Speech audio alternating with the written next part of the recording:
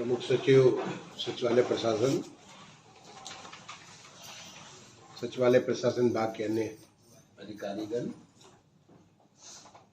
आज के सेवानिवृत्त हो रहे हमारे दो विशेष सचिव, शासन के दो विशेष सचिव, दो उप सचिव, 4 अनुभाग अधिकारी, एक वरिष्ठ अनुसेवक और 2 अनुसेवक, अन्य यहाँ पे उपस्थित हमारे सहयोगी अधिकारी कर्मचारीगण। सामान्य तौर पे मैं ये सेवानिवृत्ति का काफ़ी समय से हर माह के लास्ट अंतिम दिवस के दिन करते हैं, लेकिन चूंकि मैं मुख्यालय से बाहर था, इसलिए रविंद्र जी ने कहा कि इसे मैं आने के बाद करूं, इसलिए आज ही मैं प्रातः लौटा हूं। आज शाम को आप लोगों से मिलने का मौका मिल रहा है। इस अवसर पे आप लोगों ने, किसी ने बताया कि 30 साल की सर्विस, किसी ने बताया 40 साल की सर्विस, तो किसी ने बीच की सर्विस बताई। आप में से टोटल 11 में से 5 लोगों की बातें मैंने सुनी। मैं सोचा बाकी 6 की भी लगभग इसी प्रकार की बातें। 30 से लेकर 40 साल तक की सेवा करने के बाद आप बेदाग निकल करके जा रहे हैं, और जैसा आपने सोचा उतना तो एग्जैक्टली नहीं किया, लेकिन उस हद तक करने का पूरा आपने कोशिश की, और कोशिश करना ही हमारे अधिकार में है। बाकी रिजल्ट तो हमारे अधिकार में नहीं होता है। तो मैं इस बात के लिए आप सारे लोगों की बहुत बहुत प्रशंसा करता हूँ। आप सबकी सराहना करता हूँ कि आपने इतनी लंबी लोक सेवा की। इसके लिए आपको बधाई देता हूँ, और आने वाला समय है, जो अब उसके बाद एक नया इनिंग आपका चालू हो रहा है, उसके लिए अपनी शुभकामनाएं भी देता हूं।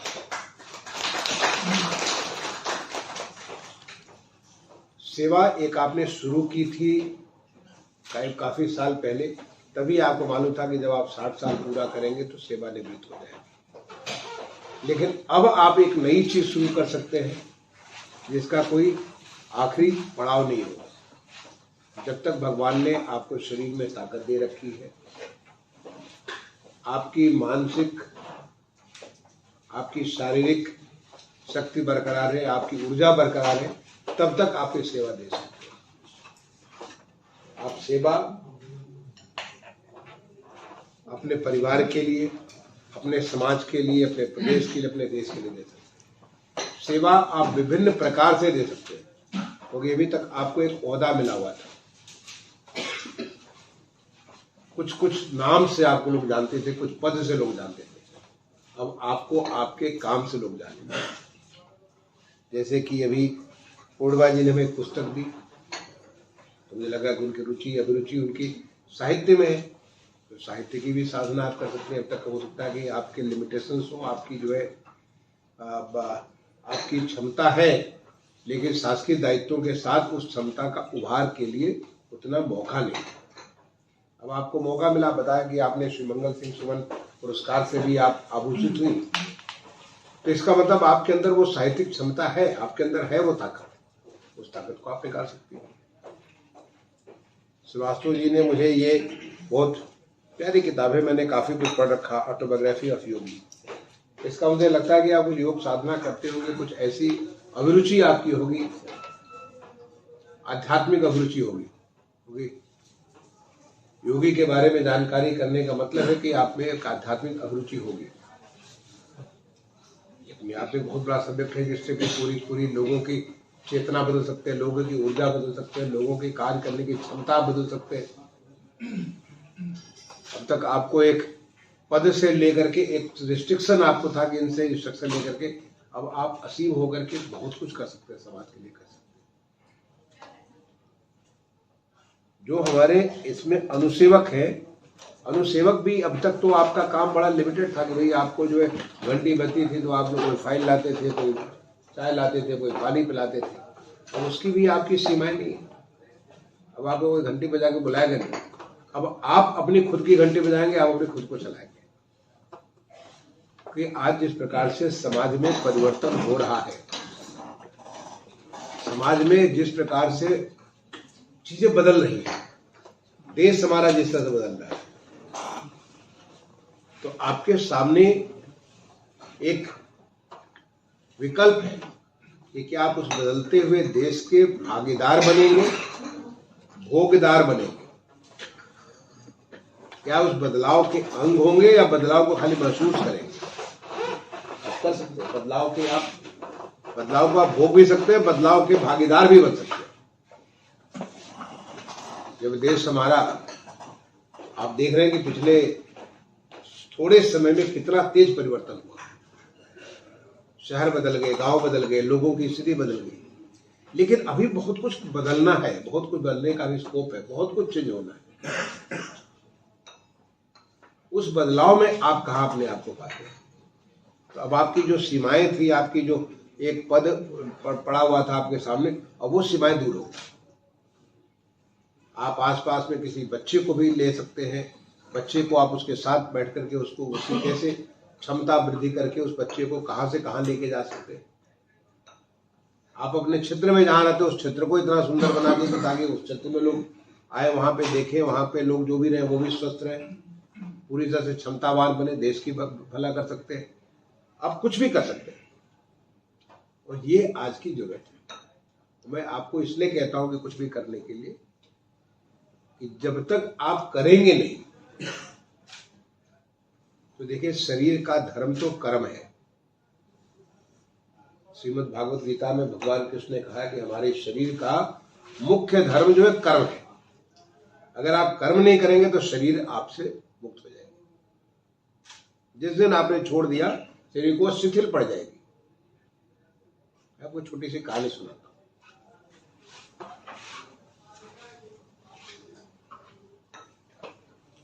एक बार एक सज्जन थे, उनको जो है ऐसे उनको मन में भाव आया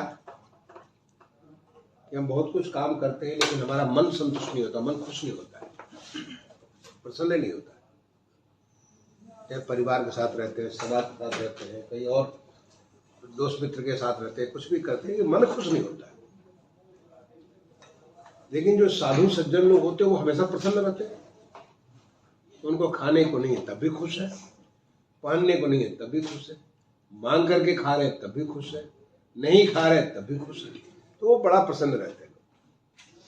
तो कुछ तो उनपे कुछ खास है जिसकी वजह से भगवान इनसे प्रसन्न रहते हैं। तो हमको भी कुछ करना चाहिए। तो उनके मन में भाव आया कि चलो हम ऐसा करते हैं कि हम भी एक साधना करते हैं। जैसे साधु महात्मा लोग साधना करते हैं, हम भी साधना करते हैं। तो साधना करने के लिए वो जंगल में पहुंच गए। अगर इस जंगल से अच्छा जंगल में होगा तो कोई नहीं देखने को होगा, कोई नहीं मिलेगा, तो जंगल में पहुंच गए। तो वहां जंगल में जाकर के उन्होंने, अब कुछ ज्यादा तो कुछ आता नहीं था, पढ़े लिखे बहुत ज्यादा, मतलब उनको इतना ज्यादा आध्यात्मिक ज्ञान नहीं था, बट एक चीज तो उनको मालूम था, सब कोई कहता था कि ओम शब्द में इतनी ताकत है, पूरे ब्रह्मांड की ताकत ओम में है। तो ओम की साधना करते हैं, ओम करेंगे तो हो सकता है राम भी आ जाए, कृष्ण भी आ जाए, सब कुछ आ जाए। तो अपना पेड़ के नीचे, बट वृक्ष के नीचे वहां पे अपना बैठ करके ओम करना चालू किया, उन्होंने ओंकार करना चालू किया। तो वहां पे एक लोमड़ी आई।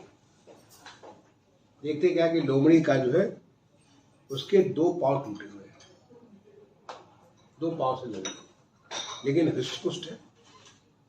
बड़ा आश्चर्य हुआ कि क्या बात है, मैंने लोमड़ी हो, लोमड़ी का 2 पांव न हो, 2 पांव टूटे हो, फिर भी हृष्टपुष्ट है। जब लोमड़ी तो तभी जिंदा रह पाएगी जब वो चले फिरेगी, जब कुछ शिकार करेगी, कुछ खाएगी पिएगी, तभी तो कर पाएगी। आश्चर्य। थोड़ी देर बाद हमने देखा कि एक शेर आया और शेर अपने मुंह में खूब सारा जो है मांस का लोथड़ा लेके आया।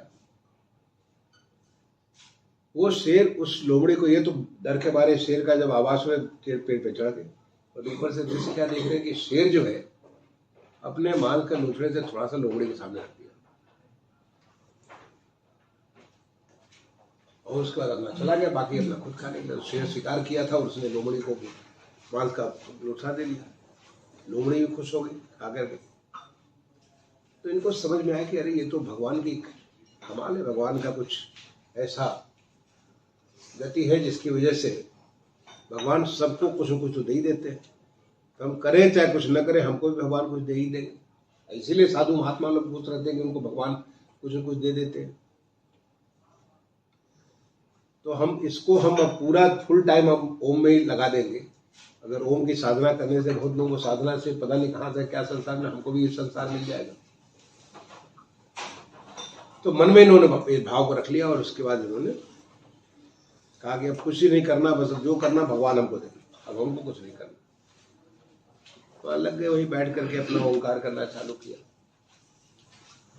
एक दिन कोई बात नहीं, दूसरा दिन भी गया, बुधवार से उनको लगता था कि यार अब तो हमको भूख प्यास से बिल्कुल हालत खराब हो रही है, भगवान तो कुछ देंगे ही देंगे। तीसरा दिन हुआ, फिर बुरी हालत हो रही है, बट कोई कुछ पूछने वाला नहीं, कोई ला नहीं रहा। कुछ चौथा दिन हो गया, पांचवा दिन हो गया, अब हालत ये होगी कि वो मरने के कगार पे आ गए। उधर से एक सन्यासी जा रहे थे, अपना कुछ भजते गाते जा रहे थे, देखा कि यहाँ पे तो कोई करा रहा है, मतलब ओम की भी आवाज भी कराहने में आ रही। आए वहां देखे कि ये तो एक आदमी है जो कि पूरा रुग्ण हो गया, पूरा देह की कमजोर हो गई, सारा ताकत नहीं। क्या कर रहे हो यहाँ पे? बताया साहब मैं तो यहाँ पे आप लोगों के जैसे ही साधना करने आया था और यहाँ हमने ये दृश्य देखा और हमको लगा भगवान हमारा ध्यान रखेंगे। हमको क्या करना, हम अपना ओंकार करें, हम भगवान को ध्यान करें तो भगवान हमारा ध्यान रखेंगे, हमारा तो ध्यान रखने वाला ही नहीं। कहा कि क्यों? बताया उन्होंने कि ये तो हमको जो शेर ला करके देता है तो शेर को जो है हमको भगवान ला के दे देंगे, कोई बहाना तो ला के देंगे। आपने देखा तो बहुत सही है, लेकिन देखने का तरीका सही नहीं आपका। आपने तो लोमड़ी को देखा जो कि कमजोर है, जिसका पांव टूटा हुआ। आपने शेर को क्यों नहीं देखा जो कि न केवल खुद खाता है बल्कि दूसरे को भी खिलाता है? अगर आपकी नजर शेर की तरफ हो तो शेर बन जाओ, और नजर लोमड़ी वाली होगी तो लोमड़ी बने रह जाओ। तो भगवान शेर के साथ भी है, लोमड़ी के साथ भी है। वो भगवान शेर के साथ ज्यादा, वो जंगल का राजा है, और लोमड़ी जो है अभी दूसरे पे पल रही है। तो आप तो इतना सारा सरकार में इतना कुछ सीखे हो, इतना सारा, अगर आप अनुसेवक भी रहे हो तब भी बहुत कुछ सीखा। आपने देखा कि आपके साहब कैसे करते हैं, क्या करते हैं, बहुत कुछ करते हैं। और देश की जरूरत भी, आज की डेट में देश को जरूरत भी, आप बहुत कुछ कर सकते हो। और करोगे तो स्वस्थ रहोगे, नहीं करोगे तो शरीर बहुत जल्दी अपना त्याग पत्र दे देती है। मैंने बहुतों को देखा है कि रिटायरमेंट तक तो बिल्कुल स्वस्थ रहते हैं, रिटायरमेंट के बाद अस्वस्थ होना चालू हो जाता है। उनकी सारी की सारी बीमारियां जो है, जितनी भी शरीर की बीमारियां होती है, सारी बीमारियां रिटायरमेंट में चालू हो जाती है। क्योंकि अब आपके पास समय से न तैयार होने के लिए कोई कंपल्सन है, न समय से कुछ करने को कंपल्सन है, न कोई आपके सामने लक्ष्य है। तो अब जो कुछ भी है सब स्वयं है, और वो धुनी बैठा करके संत जैसे आप जो करना तो करो। तो अब आप अपने को उन सीमाओं से निकल करके, जो सीमाएं हैं उन सीमाओं से निकल करके हम अपने आप को एक अनंत रूप दीजिए। फिर आप देखेंगे आपको, जैसे अभी हमारे सुमकिया जी कह रहे थे कि परिवार को बहुत टाइम नहीं दे पाए और अब टाइम देंगे। देखिए ऐसा है, परिवार को बिल्कुल टाइम आप पहले भी दे दिए, जितना दे सकते थे उतना दिया होगा, और तब परिवार को ज्यादा जरूरत है। बच्चे आपके जब छोटे थे तो आपको ज्यादा जरूरत थी, अब तो उन बच्चों को भी आपकी जरूरत है। अब तो बच्चे भी आपको बोझ समझेंगे। अगर आप उनके पास ज्यादा जाएंगे तो बच्चे सोचेंगे कि ज्यादा ही आप उनको इंटरफेयर कर रहे हैं। आपकी पत्नी भी उस एज में आपको ज्यादा उनको बहुत जरूरत थी, आज की डेट में शायद उनको भी जरूरतें कम हो जाएगी। तो अब आपको सोचना कि हम किसके लिए उपयोगी बने। और इसीलिए हमारी जो सनातन व्यवस्था में 4 वर्ण है। आपका सबसे पहले तो होता है ब्रह्मचारी होता है, जब आदमी अपनी ताकत बढ़ाता है। जो भी करना हो, किसान बनना हो, सैनिक बनना हो, आपको शिक्षक बनना हो, पुजारी बनना हो, राजा बनना हो, जो बनना हो उसके लिए अपनी ताकत बढ़ाता है, ज्ञान अर्जित करता है, शक्ति अर्जित करता है।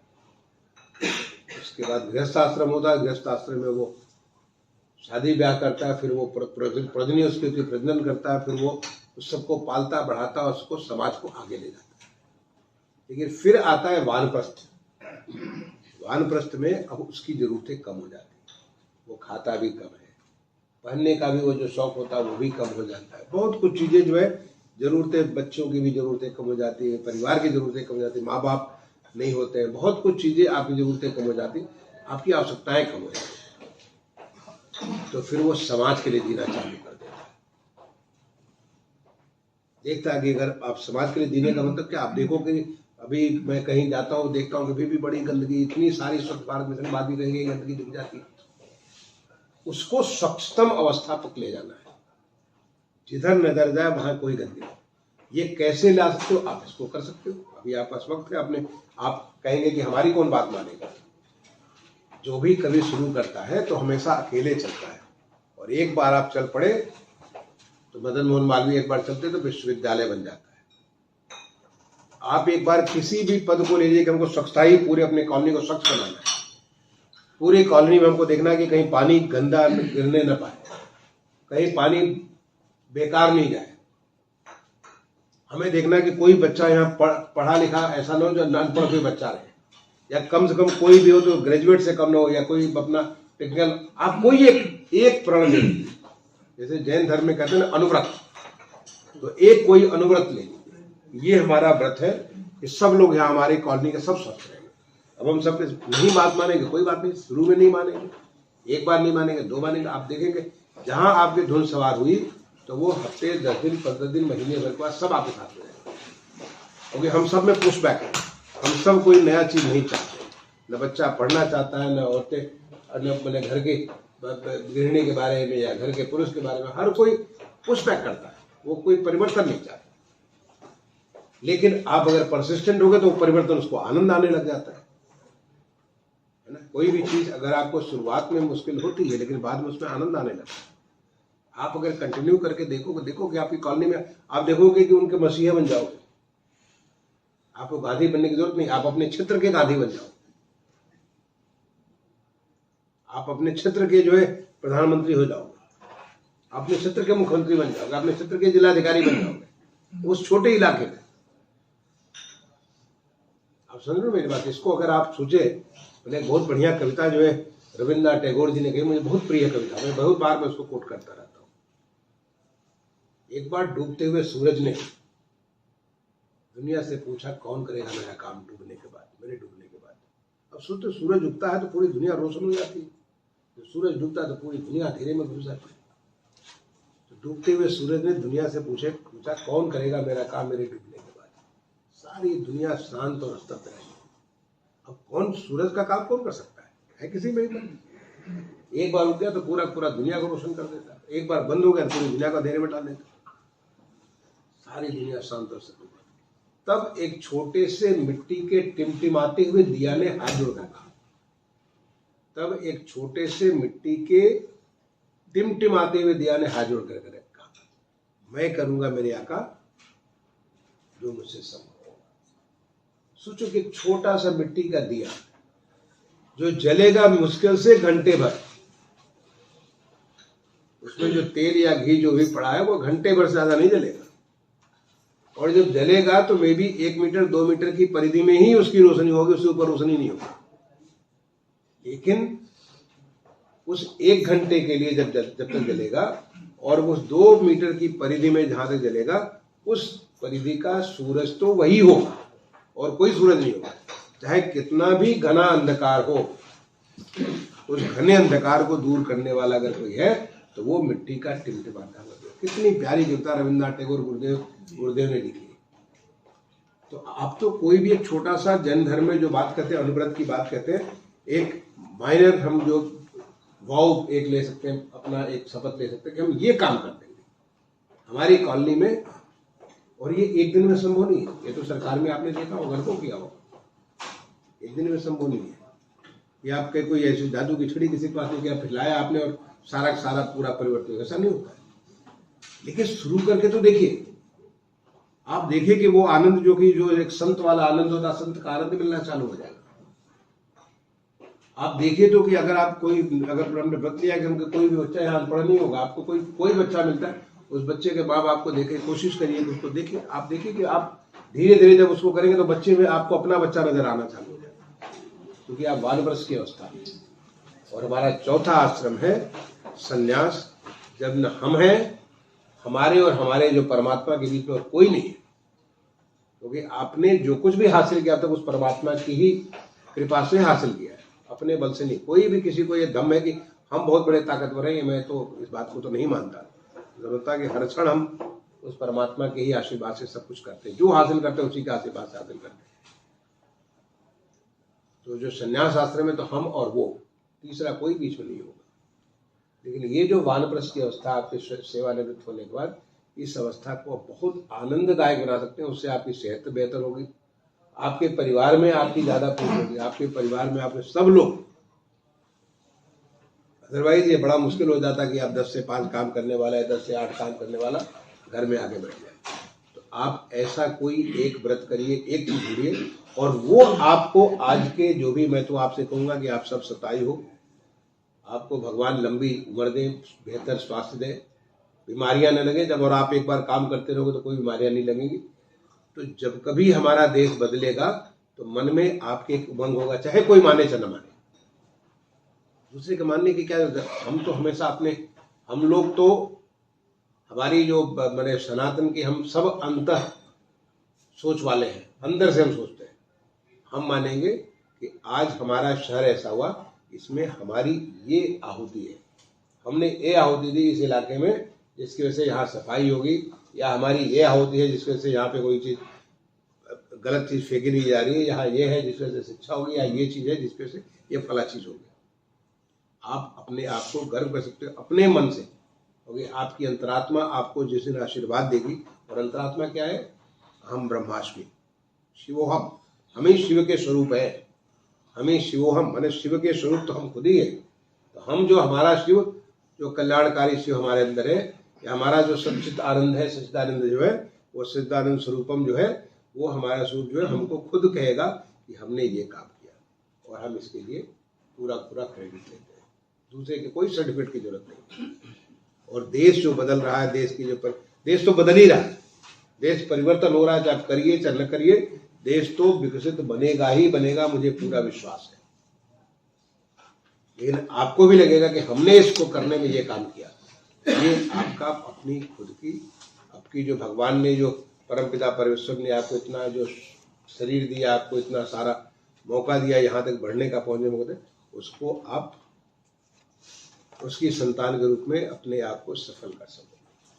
तो मैं आज के अवसर पे आप लोगों को यही शुभकामनाएं देता हूँ कि जिस प्रकार से, जिस मनोयोग के साथ आपने पीछे 30 साल 40 साल की सेवा की है, आने वाले समय को बेकार मत करिए, घर में नहीं बैठिए। ये मत सोचिए कि हमारा काम खत्म, अब तो ये छुट्टी हुई, चलो घंटी बजी है, घंटी बज के अब इसके बाद हम फ्री हो गए। अगर घंटी बज के फ्री होने वाला मौका सोचे तो शरीर लंबा साथ नहीं देगा। लेकिन मैं आपको शुभकामनाएं दूंगा कि शरीर आपको साथ दे। इसलिए भगवान श्री कृष्ण ने जो कहा है श्रीमद् गीता में, कर्म करते रहिए, और ऐसे कर्म करिए जो आपके दिल को खुश कर दे, आपके मन को हमेशा प्रसन्न रखे, आपका परिवार, आपका सारे लोग सब खुशी हो, प्रसन्न हो। इसके लिए मेरी बहुत बहुत शुभकामनाएं। धन्यवाद।